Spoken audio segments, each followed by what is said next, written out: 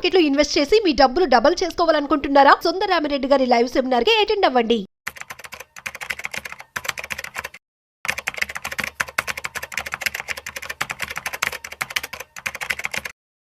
నమస్తే సుందరరామిరెడ్డి గారు. నమస్తే సార్.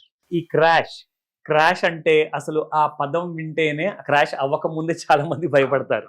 సో అయిన తర్వాత సగం మంది నిజంగా అసలు ఊపిరి తీసుకుందామా లేదంటే అలాగే మర్చిపోతారు. చాలా మంది they can skip their breath sometimes. So ఈ క్రాష్ అన్నది మనము నిన్న చూడడం జరిగింది and it was like a nightmarish dream come true లాంటిది అనమాట. సో ఇలాంటి క్రాష్ తర్వాత మార్కెట్స్ ఎంత ఫాస్ట్గా రికవర్ అయ్యే అవకాశాలు ఉన్నాయంటారు? దానికి ఎలాంటి కైండ్ ఆఫ్ సూత్రాలు ఉండాలి అంటే పాజిటివిటీ వైపు వెళ్ళాలి అనుకుంటే? సో ఈ మార్కెట్స్ రికవరీ అవ్వాలి అంటే టైం పడుతుందంటారా లేదంటే ఫాస్ట్గా రికవర్ అయ్యే ఛాన్సెస్ ఏమైనా ఉన్నాయా? మనకి ఏదైనా సరే కొత్త ఈవెంట్ ఏదైనా వస్తుంది అనుకుంటే ఇలాంటి ఈవెంట్ హిస్టరీలో జరిగి ఉంటే కనుక ఆ తర్వాత ఏం జరిగింది మనం స్టడీ చేయడం ద్వారా మనకు అర్థమవుతుంది అనమాట. టెంప్ట్ ఇన్ని డేస్ లో మార్కెట్ రికవర్ అయ్యే ఛాన్స్ ఉంది హిస్టరీతో పోల్చుకుంటే. అందుకని మనం ప్రతి దానికి ఎవిడెన్స్ గా హిస్టరీకి వెళ్ళిపోతా ఉంటాం. అందుకని హిస్టరీ ఆల్వేస్ రిపీట్ అంటాం ఇక్కడ డౌ థియరీ ప్రకారం. అంటే కోవిడ్ క్రాష్ అయింది అనుకోండి, 2020లో క్రాష్ అయింది. అది మొత్తం టోటల్ ఫాల్ 31% పడింది అప్పుడు. ఓకే, టోటల్ ఫాల్ 31% మొత్తం. అది రీబౌండ్ అవడానికి 22 days కల్లా అది +26% రికవర్ అయింది. అంటే 1 month కే. అండ్ 63 days కల్లా 40% రికవర్ అయింది. ఓకే. అండ్ 126 days కల్లా 46% రికవర్ అయింది. అండ్ 253 days కల్లా 74% రికవర్ అయింది. అంటే వెరీ క్వికెస్ట్ రికవరీ అనమాట హిస్టరీ మొత్తం మీద కోవిడ్ రికవరీ. అంటే ఆల్మోస్ట్ 250 days లో 74% రికవర్ అయింది. ఇంట్రెస్టింగ్, వెరీ ఫాస్ట్ రికవరీ అనమాట. అలాగే అమెరికాలో ట్విన్ టవర్స్ అటాక్, అవును, ఆ టైంలో మార్కెట్ డ్రాప్ అయింది 14% అండి. బౌన్స్ అవడానికి జస్ట్ 22 days పట్టింది 13% బౌన్స్ అవడానికి. చాలా తక్కువ సమయం. 63 days కల్లా 21% రికవర్ అయిందండి. అది పడిందే 14%. అంటే అంతకంటే ఎక్కువ వచ్చింది మార్కెట్ ఆల్రెడీ. అలాగే 126 days కల్లా 24% వచ్చేసింది రికవరీ. అంటే మార్కెట్ బంతిలాగా క్విక్ గా రికవరీ అయిపోతుంది, బౌన్సింగ్ బ్యాక్. అంటే వీళ్ళు ప్యానిక్ టెంపరీ, అంతే, రేపంటూ లేదు అన్నట్టు ఊహిస్తున్నారు ప్యానిక్ అప్పుడు. అది అయిపోయిన తర్వాత లైట్ తీసుకుంటున్నారు, మళ్ళీ పాత పద్ధతికి వెళ్ళిపోతున్నారు. ఓకే, అంటే ఆ ఒక్క క్రైసిస్ లో మీరు సర్వైవ్ అవ్వగలిగితే చాలు, మీకు automatic that will take care అన్నమాట. తర్వాత ఇరాన్ కువైట్ మీద ఇన్వెస్ట్మెంట్ చేసింది కదా, అటాక్ చేసినప్పుడు మార్కెట్ డ్రాప్ అయింది 13% అండి. ఓకే. అండ్ 63 days కల్లా +2% రికవర్ అయింది. అండ్ 253 days కల్లా 22% రికవర్ అయింది. 1 year రికవర్ అయిపోయింది కంప్లీట్ గా. తర్వాత బ్లాక్ మండే అండి 1987లో. ఆ టైంలో మార్కెట్ డ్రాప్ అయింది 34% అండి. అంటే రికవరీ కావడానికి 22 days లో 11% రికవర్ అయింది. 126 days కల్లా 15% రికవర్ అయింది.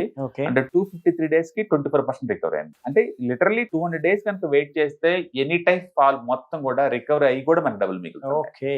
అలాగే అరబ్ ఆయిల్ క్రైసిస్ అప్పుడు అండి 18% డ్రాప్ అయింది. అండ్ 126 days కల్లా +7% వచ్చేసింది. అలాగే నిక్సన్ అమెరికన్ అధ్యక్షుడు రిజైన్ చేసినప్పుడు 1974లో మార్కెట్ టోటల్ డ్రాప్ వచ్చి 17% అయిందండి. అండ్ రికవరీ 126 days కల్లా 12% రికవర్ అయింది. చాలా పాజిటివ్. 253 days కల్లా 27% రికవర్ అయింది. అండ్ నెక్స్ట్ కొరియన్ వార్స్ అప్పుడు 1950లో 12% డ్రాప్ అయిందండి. అండ్ 253 days కల్లా 26% రికవర్ అయింది. అంటే కనీసం నువ్వు 200 days ఇస్తే ఎలాంటి క్రైసిస్ అయినా సరే ఈజీగా హ్యాండిల్ చేయొచ్చు అనే విషయం, స్మూత్ గా బయటకు వచ్చా. అంటే వితిన్ 1 month కి చాలా వరకు రికవర్ అవుతుంది. వితిన్ 1 month కి అంత మాత్రం పేషెన్స్ ఉండాలి. ఈ అసెట్ కి మీకు నాలెడ్జ్ వల్లే దాన్ని హ్యాండిల్ చేయడం వస్తుంది. డెట్ ఫండ్స్ లో ఎప్పుడైనా ఎంటర్ అవ్వండి, ఎప్పుడైనా బయటకు వెళ్ళండి. ఈ లోయెస్ట్ హైయెస్ట్ ఈ వాలటిలిటీ ఉండదు. 100% క్యాపిటల్ గ్యారంటీ. అట్లీస్ట్ కమోడిటీలోకి ఎంటర్ అయ్యారు అనుకో, గోల్డ్ సిల్వర్ ఇలాంటివి, వాలటిలిటీ ఈ రేంజ్ లో ఉండదు. టైం కరెక్షన్ తప్ప ప్రైస్ కరెక్షన్ టూ మచ్ ఉండదు. బట్ ఈక్విటీ ఎగ్జామ్టెడ్ ఇట్లా కాదు, టూ మచ్ ఎమోషనల్ డిస్టర్బెన్స్ ఉంటుంది. అందుకని ఏదన్నా చిన్న న్యూస్ వచ్చినా సరే దన్మని అటాక్ అవుతుంది అది. అంటే ఇంటర్నేషనల్ గా, పొలిటికల్ గా, జియోగ్రఫికల్ గా, సెక్టార్ స్పెసిఫిక్ న్యూస్ అన్ని ఎఫెక్ట్ అవుతాయి. మనమేమో ఈ సేల్స్ పెరుగుతున్నాయి కాబట్టి వెంటనే ఇది పెరిగిద్దేమో అనుకుంటాం, పెరుగుదామని రెడీ లోపలనే ఏదో ఒక రూపంలో ప్యానిక్ వస్తుంటది.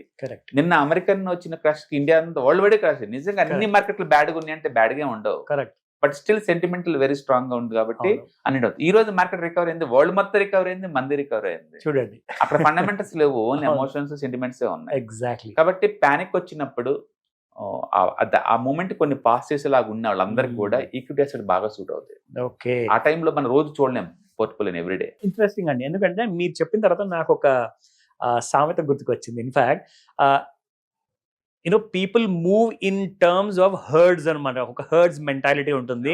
గొర్రెలాగా ఎటువైపు ఒక గొర్రె వెళ్ళింది అనుకోండి, దాని వెనకాల అందరూ వెళ్ళిపోతూ ఉంటారు. సో అలాగే ప్రపంచంలో ఉన్న భయపడుతున్న వాళ్ళు కానివ్వండి, స్మార్ట్ ఇన్వెస్టర్స్ కానివ్వండి, ఒక స్ట్రాటజీ అంటూ ఫాలో అవుతూ ఉంటే బాగుంటుంది. కానీ ఈ గొర్రెలాగా ఒకటే దారి పెట్టుకొని వెళ్ళిపోతే పానిక్ సిచ్యువేషన్ అందరూ అమ్ముతుంటారు. కానీ అక్కడ smart persons they don't sell. So మీరు అన్నట్టుగా ఇంత మంచిగా గ్రేట్ రికవరీ చూపించిన తర్వాత అసలు మార్కెట్ లో ఫెయిత్ ఉండాలి, నమ్మకం ఉండాలి. ఆ మాట మాత్రం చాలా ఇంపార్టెంట్. సో ఈ విషయానికి వస్తే చాలా ఇంపార్టెంట్ పాయింట్ ఏంటంటే, ఫస్ట్ అండ్ ఫార్మోస్ట్ ఇంకా ఇలాంటి క్రైసిస్, ఇలాంటి వొలటిలిటీ ఇంకా పెరిగే అవకాశాలే ఉన్నాయి ఫ్యూచర్ లో, కానీ తగ్గే అవకాశాలు మాత్రం లేవు. అండ్ ఒక రోజులోనే నిన్న దాదాపు 3-4 వేల పాయింట్లు పడిపోయిన సెన్సెక్స్ కాస్త చూసుకుంటే 8,000 పాయింట్లు ఫాల్ కూడా రావచ్చేమో ఫ్యూచర్ లో, ఎందుకంటే 1,00,000 పాయింట్లు దాటే అవకాశాలు ఉన్నాయి. సో కాబట్టి ఫాల్ కూడా అంతే స్ట్రాంగ్ గా ఉండబోతుంది. సో దీని గురించి ఇంకా ఎక్కువగా గుండె నిబ్బరంతో, ఆ బలంతో, ఆ కైండ్ ఆఫ్ మెంటల్ స్ట్రెంత్ తో ఉండాలి అని చెప్తారు. సో దీనికి మీరు ఏం సజెస్ట్ చేస్తారు? ఒకటి, నాలెడ్జ్ పెంచుకోవటమేనండి. ఈ ప్రతి అసెట్ దాని యొక్క క్యారెక్టర్ దానికి మనకు అర్థమైంది అనుకోండి, మన రిస్క్ ప్రొఫైల్ కి సూట్ అవుద్దా లేదా, సూట్ అయితే ఎంత రేట్ ఆఫ్ రిటర్న్ మనం ఎక్స్పెక్ట్ చేయొచ్చు, ఎలా ఎక్స్పెక్ట్ చేయొచ్చు అనేది మన క్లారిటీ వస్తుంది అనమాట. ఎందుకంటే మనం చీకట్లో వెళ్తున్నప్పుడు చాలా భయంగా అనిపిస్తుంది, ఎందుకంటే ఎదురు ఏముంది నీకు కనపడదు కాబట్టి. కానీ ముందు ఆ ఏరియా నీకు ఐడియా ఉంది అనుకోండి, అది చీకటిగా నీకు భయం ఉండదు, ఎందుకంటే ఆ ఏరియా మొత్తం నీకు ఎన్విరాన్మెంట్ అంతా మీకు తెలుసు కాబట్టి. సో నాలెడ్జ్ ఉండడం వల్ల మీరు బయట ఓవర్ టేక్ చేసుకుని రావచ్చు అనమాట. అందుకనే చాలా మంది ఏంటంటే స్పెక్యులేషన్ కి ఇన్వెస్ట్మెంట్ తేడా తెలియదు. స్పెక్యులేషన్ ఏంటంటే చాలా మంది ఓన్ డబ్బు కూడా కాదు, కనీసం బారోడ్ మనీతో చేస్తుంటారు. అది ఇంకా డేంజరస్ టెక్నిక్. అండ్ ఎఫ్ఎన్ఓస్ చేస్తా ఉంటారు. వీటి వల్ల long term point of wealth create అవ్వదు. షార్ట్ టర్మ్ పాయింట్ ఆఫ్ మీకు ప్రొడక్షన్ రావచ్చు, ఎక్స్ట్రా ఇన్కమ్ రావచ్చు, బట్ ఆ స్పెక్యులేషన్ డిఫరెంట్. బట్ ఇన్వెస్ట్మెంట్ అలా కాదు, it should be goal oriented అనమాట, ఒక పర్పస్ కోసం చేస్తుంటే. అంటే చాలా మంది స్టాక్ మార్కెట్ అంటే స్టాక్స్ అనుకుంటారండి, ఎందుకు మెటల్స్ ఉన్నాయి, డెట్ ఫండ్స్ ఉన్నాయి, and multi asset allocation funds ఉన్నాయి, రకరకాలుగా అప్రోచ్లు ఉన్నాయి. ఇక్కడ ఈక్విటీ పడ్డంత స్పీడ్ గా అవి పడవు కదా. అందుకని పానిక్ అనేది మనం క్రియేట్ చేసుకుంది. యాక్చువల్ చెప్పాలంటే మీకు ఇందులో ఉండాలా వద్దా మనం డిసైడ్ అవ్వాలి. మన ఫైనాన్షియల్ గోల్స్ సూట్ అవుద్దా లేదని మనం చూసుకుంటా పోవాలి. అంతే తప్ప పడ్డపడల్లా పానిక్ అయ్యి ఇది వరస్ట్ అసెట్ అని చెప్పేసి మనం డిస్కార్డ్ చేయలేవు. ఎందుకంటే ఒక 2-3 years తర్వాత చూసి ఎన్ని తిరిగి చూసినప్పుడు ఇది నీకు ఆపర్చునిటీ మిస్ అయినట్టు కనపడుతుంది. ఈ పాయింట్ వల్ల మనకు పానిక్ ఉంటుంది. అది ఇది ఎంత దూరం పడితే మనకు తెలీదు. మనకు తెలిసిందల్లా ఒకటే, రిస్క్ మేనేజ్మెంట్, రిస్క్ అబిలిటీ ఉండాలి, అఫోర్డబిలిటీ రిస్క్ తీసుకోవాలి. ఎక్కువ ఓవర్ రిస్క్ తీసుకోకుండా ఎవ్రీ మంత్ ఎస్ఐపి లా పెట్టుకుంటూ పోతున్నప్పుడు పడితే నాకెందుకు, పెరిగితే నాకెందుకు. అండ్ ఎవ్రీ 3 years కి నిఫ్టీ ఆల్ టైమ్ హైకి వెళ్తుంది బై డిఫాల్ట్. దాన్ని ఆ టాలరేట్ చేసే కెపాసిటీ కనుక్కుంటే మీరు పెట్టుకుంటూ పోతుంటే మీకు పెద్ద పెయిన్ ఏమి ఉండదండి. బట్ ఈ అసెట్ ఇలానే బిహేవ్ చేస్తుంది. ఈ బిహేవియర్ నీకు సూట్ అవుతుందనే మీరు రండి, welcome to this world. Otherwise better to go for multi asset allocation or FD or real estate. So many other assets is there. Thank you very much sir. Hi, one day classroom environment లో offline webinar జరగబోతుంది. And interest ఉన్న participants ఈ కింద scroll అవుతున్న number కి ring చేసుకొని seat book చేసుకోండి. దీంట్లో ETFs, index funds and mutual funds మీద completely and hand holding experience మీకు ప్రొవైడ్ చేయబడుతుంది. దీని ద్వారా ఏంటంటే మనం అసెట్స్ని స్టాక్ మార్కెట్లో ఎలా మేనేజ్ చేసుకోవాలి, ఎలా గ్రో చేసుకోవాలి, ఎలా ప్రొడక్ట్ చేసుకోవాలో అంటే ప్రాక్టికల్గా నేర్చుకుంటారు. అండ్ మీ ఇప్పటి వరకు మనం ఆన్లైన్లోనే మీరు అటెండ్ అవుతున్నారు. ఇక నుంచి మీరు లైవ్లో క్లాస్ రూమ్ ఎన్విరాన్మెంట్లో నేర్చుకునే ఛాన్స్ దొరుకుతుంది. కాబట్టి ఇంట్రెస్ట్ ఉన్న పార్టిసిపెంట్స్ కింద స్క్రోల్ అవుతున్న నెంబర్కి పింగ్ చేసి సీటు రిజర్వ్ చేసుకోండి. Thank you.